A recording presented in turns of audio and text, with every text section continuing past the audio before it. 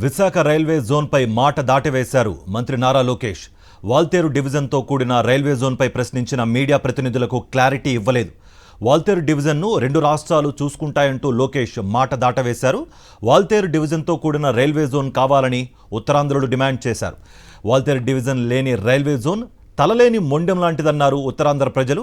ఆదాయం వచ్చే KK line, Kirandul line Rayagada డివిజన్లోకి వెళ్లిపోతే రాష్ట్రానికి తీవ్ర అన్యాయం జరుగుతుందని ఉత్తరాంధ్ర ప్రజలు అంటున్నారు.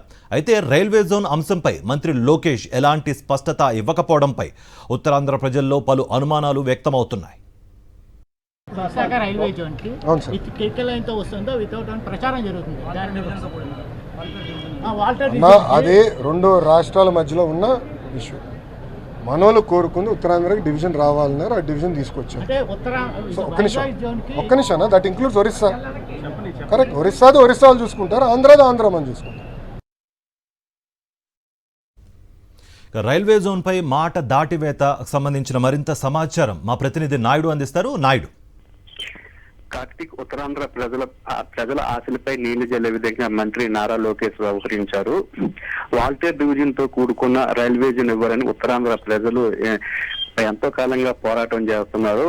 వాల్తేర్ డివిజన్ కు సుదీర్ఘమైన చరిత్ర ఉంది. వాల్తేర్ డివిజన్ తో కూడిన రైల్వే జోన్ మాత్రమే ఇవ్వాలని, వాల్తేర్ డివిజన్ ముక్కలు చేసినట్లయితే అది తలలేని ముండంలాగే తయారవుతుంది. కాబట్టి ఖచ్చితంగా వాల్తేర్ డివిజన్ ఏదైతే ఉందో దాంతో కొన్ని రైల్వే జోన్ ఇవ్వాలని ఇటు వైఎస్ఆర్సీపీ కానీ వామపక్ష పార్టీలు కానీ పెద్ద ఎత్తున పోరాటం చేస్తున్నారు. అయితే విశాఖ వచ్చిన సందర్భంలో లోకేష్ ను మీడియా వాల్తేర్ డివిజన్ తో కూడిన రైల్వే జోన్ ఇస్తున్నారా రాష్ట్రానికి అని అడిగినప్పుడు మాత్రం ఆయన స్పష్టత ఇవ్వలేదు, మాటను దాటవేశారు.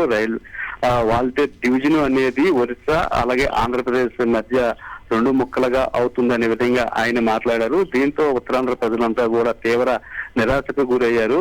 వాల్తేర్ డివిజన్ అనేది చరిత్ర ఉంది. ఎక్కువ ఆదాయం వాల్తేర్ డివిజన్ నుండే వస్తుంది.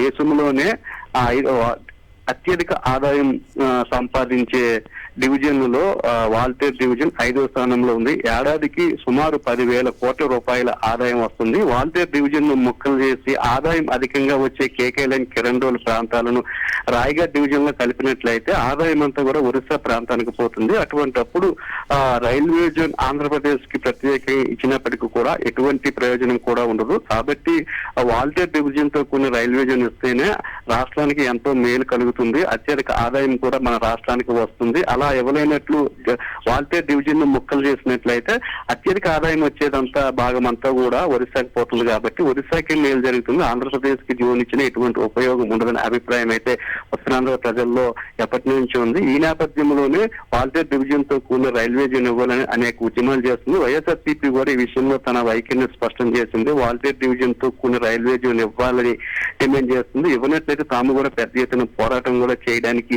సిద్ధంగా ఉన్నామని చెప్పి స్పష్టం చేసింది. మొదటి నుంచి కూడా రైల్వే జోన్ పట్ల అనేక ఉద్యమాలు చేసిన ఘనత వైఎస్ఆర్సీపీకి ఉంది. దాంతో పాటు ప్రజలు కూడా డివిజన్ కావాలి, రైల్వే జోన్ కావాలని డిమాండ్ చేస్తుంది. అయితే ఈ రోజు లోకేష్ మాత్రం వాల్తేర్ డివిజన్ తో కొన్ని రైల్వే జోన్ ఇస్తామనే దాని మీద స్పష్టత ఇవ్వకుండా మాట దాటేయడం పట్ల ఉత్తరాంధ్ర ప్రజల్లో తీవ్రమైన అసంతృప్తి గానీ ఆగ్రహం గానీ వ్యక్తం అవుతుంది. Karthik, right Naidu, thank you for the update.